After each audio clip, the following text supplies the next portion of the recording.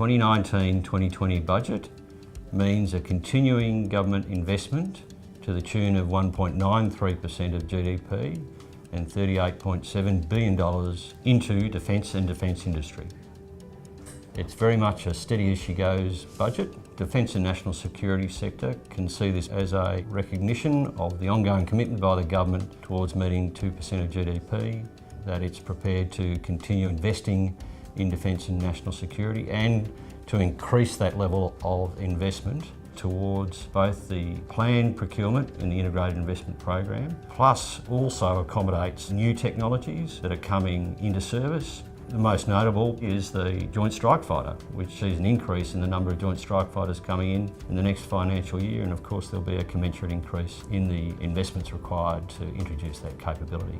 Interestingly, a lowering of the threshold for Australian industry involvement from 20 million down to 4 million will put increased pressure onto the capability providers to actually frame out and include Australian industry components in a very substantive sense into the projects going forward to meet what is quite a comprehensive integrated investment program for defence.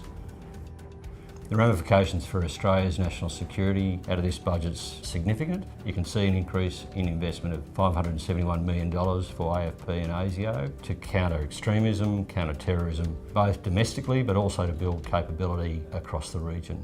The regional aspect's important. You'll see an increased level of investment in supporting countries in developing their own national security capability and measures to counter foreign influence.